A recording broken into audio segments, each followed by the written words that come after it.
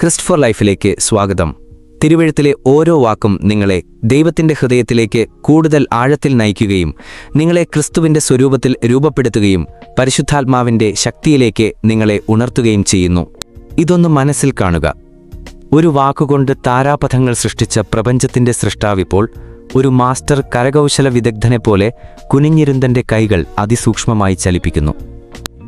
ഇന്ന് നാം ഉൽപ്പത്തി അധ്യായം 2 വാക്യം 21 മുതൽ 25 വരെയിലേക്ക് യാത്ര ചെയ്യുന്നു. അവിടെ ദൈവം ആദ്യത്തെ ദിവ്യമായ ശസ്ത്രക്രിയ നടത്തുകയും ആദ്യത്തെ വിവാഹത്തിന് കാർമ്മികനാവുകയും ബന്ധത്തിന്റെയും യുംസത്വത്തിന്റെയും ഉടമ്പടി സ്നേഹത്തിന്റെയും വിശുദ്ധമായ രഹസ്യം വെളിപ്പെടുത്തുകയും ചെയ്യുന്നു. ഈ ഭാഗം വിവാഹത്തെയും സമൂഹത്തെയും ക്രിസ്തുവിലുള്ള നിങ്ങളുടെ സ്വന്തം സ്വത്വത്തെയും നിങ്ങൾ എങ്ങനെ കാണുന്നു എന്നതിനെ രൂപാന്തരപ്പെടുത്തും. ഇതാണ് തിരുവെഴുത്ത്. അനന്തരം യഹോവയായ ദൈവം മനുഷ്യന് ഒരു ഗാഢനിദ്ര വരുത്തി. അവൻ ഉറങ്ങിയപ്പോൾ അവന്റെ വാരിയെല്ലുകളിൽ ഒന്നെടുത്ത് ആ സ്ഥലം മാംസം കൊണ്ടടച്ചു. യഹോവയായ ദൈവം മനുഷ്യനിൽ നിന്ന് എടുത്ത് വാരിയെല്ലുകൊണ്ട് ഒരു സ്ത്രീയെ ഉണ്ടാക്കി അവളെ മനുഷ്യന്റെ അടുക്കൽ കൊണ്ടുവന്നു. അപ്പോൾ മനുഷ്യൻ പറഞ്ഞു, ഇതെന്റെ അസ്ഥിയിൽ നിന്ന് അസ്ഥിയും എന്റെ മാംസത്തിൽ നിന്ന് മാംസവുമാകുന്നു. ഇവളെ സ്ത്രീ എന്ന് വിളിക്കണം, കാരണം ഇവളെ പുരുഷനിൽ നിന്നാണ് എടുത്തിരിക്കുന്നത്. അതുകൊണ്ടാണ് ഒരു പുരുഷൻ തന്റെ അപ്പനെയും അമ്മയെയും വിട്ട് ഭാര്യയോട് ചേർന്ന് ഇരുവരും ഒരു ശരീരമായിത്തീരുന്നത്. മനുഷ്യനും അവന്റെ ഭാര്യയും ഇരുവരും നഗ്നരായിരുന്നു. അവർക്ക് ലജ്ജ തോന്നിയില്ല. ഗാഢനിദ്ര എന്ന് പരിഭാഷപ്പെടുത്തിയിരിക്കുന്ന ഹീബ്രു വാക്ക് തർദേമ ഒരു സാധാരണ ഉറക്കമല്ല. പഴയ നിയമത്തിൽ ഇത് വളരെ കുറച്ച് തവണ മാത്രമേ കാണുന്നുള്ളൂ. എല്ലായ്പ്പോഴും ഇത് ദൈവിക വെളിപാടിന്റെയോ ഉടമ്പടി ഉണ്ടാക്കുന്നതിന്റെയോ നിമിഷങ്ങളെയാണ് അടയാളപ്പെടുത്തുന്നത്. ഉദാഹരണത്തിന് ഉൽപ്പത്തി 15 അബ്രഹാമുമായിട്ടുള്ളതുപോലെ.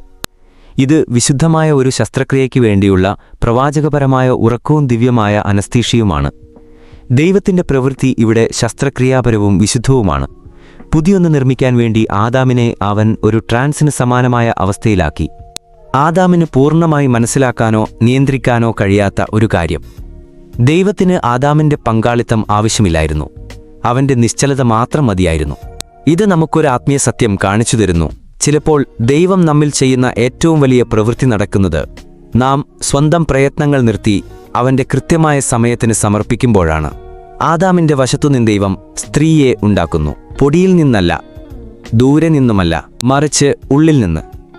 ദൈവം ഒരു വാരിയെല്ല് മാത്രമല്ല, മറിച്ച് സെല എന്ന വാക്കാണ് എടുക്കുന്നതിന് വശം എന്നാണ് അർത്ഥം. വിശുദ്ധ യോഹന്നാൻ ക്രിസോസ്റ്റോമും വിശുദ്ധ അംബ്രോസും ഉൾപ്പെടെയുള്ള പുരാതന വ്യാഖ്യാതാക്കൾ ഈ തിരഞ്ഞെടുപ്പിന് ഊന്നൽ നൽകുന്നു. ഭരിക്കാൻ വേണ്ടിയല്ല, തലയിൽ നിന്നോ കീഴെയായിരിക്കാൻ വേണ്ടിയല്ല, കാലിൽ നിന്നോ മറിച്ച് ഒരു തുല്യയായി കൂടെ നടക്കാൻ വേണ്ടിയാണ് സ്ത്രീയെ ആദാമിന്റെ വശത്തുനിന്നുണ്ടാക്കിയത്. ഇത് ആ സമ്മാനത്തിന്റെ പൂർണ്ണതയെ പ്രതിനിധീകരിക്കുന്നുവെന്ന് സിറിയക് ഓർത്തഡോക്സ് പാരമ്പര്യം പഠിപ്പിക്കുന്നു. അവന്റെ പൂർണ്ണമായ ഇണ. ഉണ്ടാക്കി എന്നതിന് ഉപയോഗിച്ചിട്ടുള്ള ഹീബ്രു വാക്ക് ബന എന്നതിനും പണിതു എന്നർത്ഥമുണ്ട്. ദൈവാലയം പണിയുന്നതിനെ വിവരിക്കാൻ ഉപയോഗിച്ച അതേ വാക്ക്. ദൈവം വെറുതെ ഹവ്വയെ രൂപപ്പെടുത്തിയതല്ല, അവൻ അവളെ ഒരു വിശുദ്ധവാസസ്ഥലം പോലെ പണിതുയർത്തി. ഇത് സ്ത്രീയുടെ സൃഷ്ടിയെ വിശുദ്ധമായ ഒരു വാസ്തുവിദ്യയുടെ തലത്തിലേക്ക് ഉയർത്തുന്നു. അത് ദൈവത്തിന്റെ സ്വന്തം സൗന്ദര്യവും സർഗാത്മകതയും പ്രതിഫലിപ്പിക്കുന്ന ഒരു ദൈവിക കരകൗശലമാണ്. ഹിപ്പോയിലെ വിശുദ്ധ അഗസ്റ്റിൻ ഈ ഭാഗത്തെ അത്ഭുതത്തോടെ ചിന്തിച്ചു. ഇവിടെ ദൈവത്തിന്റെ രീതി ആധിപത്യത്തിനല്ല, മറിച്ച് പങ്കാളിത്തത്തിനായുള്ള അവന്റെ ഹൃദയമാണ് വെളിപ്പെടുത്തുന്നതെന്ന് കുറിച്ചു. രൂപകൽപ്പനയാൽ പണിതത്, തുല്യതയിൽ നിർമ്മിച്ചത്, സ്നേഹത്തിൽ രൂപം നൽകിയത്. പിന്നെ ദൈവം സ്ത്രീയെ ആദാമിന്റെ അടുത്തേക്ക് കൊണ്ടുവന്നൊരു പിതാവ് തന്റെ പ്രിയപ്പെട്ട മകളെ നൽകുന്നതുപോലെ ദൈവം തന്നെ കാർമ്മികനായി നിന്ന ആദ്യത്തെ വിവാഹം. ദൈവിക വിശ്രമത്തിൽ നിന്ന് ഉണർന്ന ആദാം ഈ തിരിച്ചറിവോടെ പുറത്തേക്ക് വരുന്നു. ഇത് എന്റെ അസ്ഥിയിൽ നിന്ന് അസ്ഥിയും എന്റെ മാംസത്തിൽ നിന്ന് മാംസവുമാകുന്നു. ഇതൊരു കാവ്യാത്മകമായ ഭാഷ മാത്രമല്ല, ഇതൊരു ആഴമായ ആത്മാവിൽ നിന്നുള്ള ഉൾച്ചേരലിന്റെയും തിരിച്ചറിവിന്റെയും നിലവിളിയാണ്. ഇത് ഒരു ആഴത്തിലുള്ള നിലവിളിയാണ്. ദൈവത്തിന്റെ രൂപകൽപ്പന കണ്ടിട്ട് ആദാം, ഞാൻ ഇതിനുവേണ്ടിയായിരുന്നു കാത്തിരുന്നത് എന്ന് പറയുന്ന നിമിഷം. ഇത് ഓരോ മനുഷ്യന്റെയും ആത്മാവിന്റെ നിലവിളിയെ പ്രതിധ്വനിക്കുന്നു. ഉൾച്ചേരാൻ വേണ്ടിയാണ് ഞാൻ ഉണ്ടാക്കപ്പെട്ടത്. അറിയപ്പെടാൻ, സ്നേഹിക്കപ്പെടാൻ. ഇഷ് പുരുഷൻ, ഇഷ സ്ത്രീ എന്നിവ തമ്മിലുള്ള ഹീബ്രു പദപ്രയോഗം കേവലം ഭാഷാപരമായ കളിയല്ല, മറിച്ച് അതൊരു ഉടമ്പടി പ്രഖ്യാപനമാണ്. ഇത് വ്യത്യാസത്തിലുള്ള ഐക്യം വെളിപ്പെടുത്തുന്നു. അവർ ഒരേ സത്ത പങ്കുവയ്ക്കുന്നു. അതേസമയം ഓരോരുത്തരും ദൈവത്തിന്റെ സ്വരൂപം അതുല്യമായി പ്രതിഫലിപ്പിക്കുന്നു. ഇത് വ്യത്യാസത്തിന്റെയും ഐക്യത്തിന്റെയും ഒരു ദൈവിക നൃത്തമാണ്. ആരെങ്കിലും പുരുഷത്വത്തിന്റെയോ സ്ത്രീത്വത്തിന്റെയോ മൂല്യം കുറച്ചു കാട്ടുന്നത് നിങ്ങൾ കേൾക്കുമ്പോൾ രണ്ടും പകരം വയ്ക്കാനാവാത്ത രീതിയിൽ ദൈവത്തിന്റെ സ്വരൂപം വഹിക്കുന്നുണ്ടെന്നോർക്കുക. ഉൽപ്പത്തിയിലെ ഈ നിമിഷം നേരിട്ട് ക്രിസ്തുവിലേക്ക് വിരൽ ചൂണ്ടുന്നു. എഫെസ്യർ 5 വിശുദ്ധ പൗലോസ് ഈ ഭാഗത്തെ ഒരു വലിയ രഹസ്യം എന്ന് വിളിക്കുന്നു. വിവാഹത്തെക്കുറിച്ച് മാത്രമല്ല, ക്രിസ്തുവും അവന്റെ സഭയും തമ്മിലുള്ള ബന്ധത്തെക്കുറിച്ചും സൂചിപ്പിച്ചുകൊണ്ട്. തന്റെ മണവാട്ടി രൂപപ്പെടുന്നതിന് മുമ്പ് ആദാം ഒരു ഗാഠനിദ്ര അനുഭവിച്ചതുപോലെ ക്രിസ്തു തന്റെ മണവാട്ടിയായ സഭയ്ക്കു വേണ്ടി കുരിശിലെ മരണത്തിന്റെ ഗാഠനിദ്രയിൽ പ്രവേശിച്ചു. അങ്ങനെ അവന്റെ മുറിവേറ്റ വശത്തുനിന്ന് സഭയ്ക്ക് ജനിക്കാൻ കഴിഞ്ഞു. പടയാളി യേശുവിന്റെ വശം കുത്തുമ്പോൾ രക്തവും വെള്ളവും ഒഴുകി നമ്മുടെ ആത്മീയ ജനനത്തിന്റെയും ശുദ്ധീകരണത്തിന്റെയും ഘടകങ്ങൾ. ഈ വിശുദ്ധമായ കൂട്ടായ്മ എപ്പോഴും ജനിക്കുന്നത് ത്യാഗത്തിൽ നിന്നും സ്നേഹത്തിൽ നിന്നുമാണ്. തണുത്ത സമയത്ത് ദൈവം ഹവ്വയെ ആദാമിന്റെ അടുത്തേക്ക് കൊണ്ടുവന്നു. അതുപോലെ ഉയിർത്തെഴുന്നേറ്റ ക്രിസ്തു തന്റെ കളങ്കമില്ലാത്ത മണവാട്ടിയെ പിതാവിന് സമർപ്പിക്കാൻ അതിരാവിലെ ഉയിർത്തെഴുന്നേറ്റു എന്ന് കോപ്റ്റിക് ഓർത്തഡോക്സ് പാരമ്പര്യം ഈ സമയത്തിലെ ആഴമായ പ്രതീകാത്മകതയെ കാണുന്നു. ആദാമിന്റെ സന്തോഷകരമായ ആശ്ചര്യചിഹ്നം ഒടുവിലിത് ചരിത്രത്തിലുടനീളം സഭയുടെ നിലവിളിയെ പ്രതിധ്വനിക്കുന്നു എന്ന് N.T. റൈറ്റ് നിരീക്ഷിക്കുന്നു. കർത്താവായ യേശുവേ വരണമേ. അതുകൊണ്ടാണ് ഒരു പുരുഷൻ തന്റെ അപ്പനെയും അമ്മയെയും വിട്ട് ഭാര്യയോട് ചേർന്ന് ഇരുവരും ഒരു ശരീരമായി തീരുന്നത്.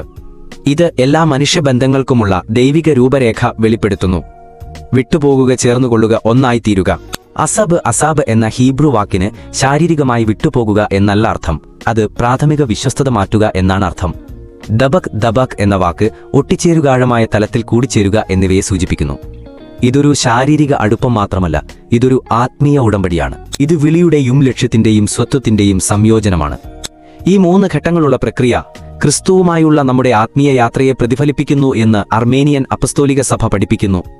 നമ്മുടെ പഴയ ജീവിതം ഉപേക്ഷിക്കുക, ക്രിസ്തുവിനോട് ചേർന്നുകൊള്ളുക, അവന്റെ ജീവൻ നമ്മിലൂടെ ഒഴുകുന്ന ആത്മീയമായ കൂട്ടായ്മ അനുഭവിക്കുക. ഓർത്തഡോക്സ് പാരമ്പര്യത്തിൽ വിവാഹത്തെ ഒരു ചെറിയ സഭ എന്ന് വിളിക്കുന്നു. അത് തൃത്വത്തിന്റെ ഒരു പ്രതിരൂപമാണ്.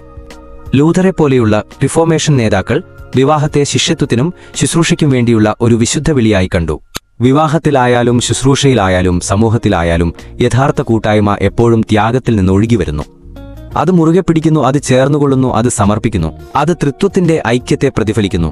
അത് വാക്കുകളില്ലാതെ സുവിശേഷം പ്രഘോഷിക്കുന്നു. അവസാനമായി ഈ വാക്യം നമ്മോട് പറയുന്നു, മനുഷ്യനും അവന്റെ ഭാര്യയും ഇരുവരും നഗ്നരായിരുന്നു, അവർക്ക് ലജ്ജ തോന്നിയില്ല. പൂർണ്ണമായ ബന്ധത്തിൽ ബോഷ് എന്ന ഹീബ്രു വാക്ക് ലജ്ജ ഇവിടെയില്ല. ഇത് ശാരീരികമായ നഗ്നതയേക്കാൾ കൂടുതലാണ്. ഇത് ആത്മീയമായ സുതാര്യതയും വൈകാരികമായ സുരക്ഷിതത്വവും ബന്ധത്തിലെ വിശുദ്ധിയുമാണ്.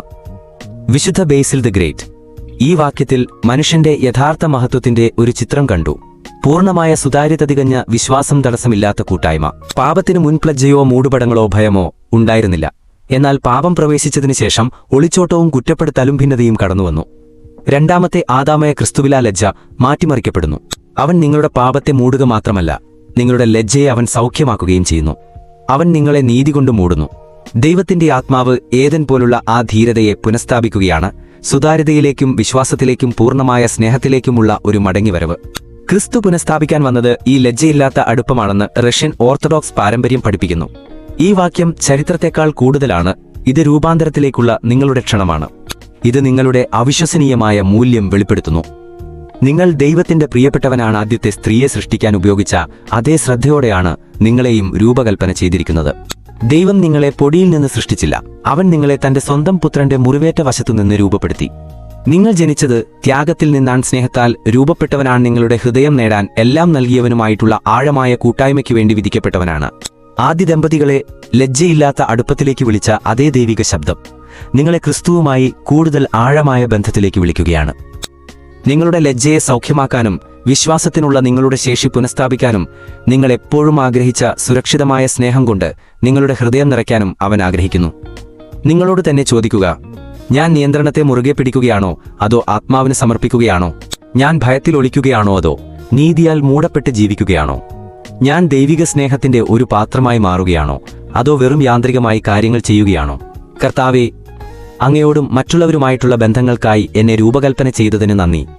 അങ്ങയുടെ പദ്ധതിയിൽ വിശ്രമിക്കാനും കാണാത്തപ്പോൾ വിശ്വസിക്കാനും, ശ്രമിക്കാൻ ആഗ്രഹിക്കുമ്പോൾ സമർപ്പിക്കാനും എന്നെ പഠിപ്പിക്കണമേ.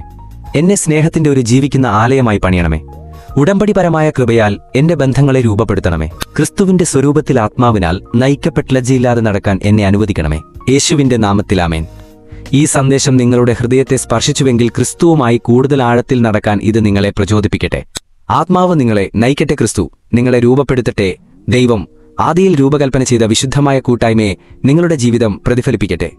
അടുത്ത തവണ ഞങ്ങൾ ഉൽപ്പത്തിയുടെ 3 അധ്യായത്തിലൂടെ യാത്ര തുടരുമ്പോൾ ഞങ്ങളോടൊപ്പം ചേരുക. അവിടെ നാം വീഴ്ചയുടെയും വീണ്ടെടുപ്പിനുള്ള ദൈവത്തിന്റെ പദ്ധതിയുടെയും ആഴമായ സത്യങ്ങൾ പഠിക്കും. ശ്രദ്ധിച്ചിരിക്കുക.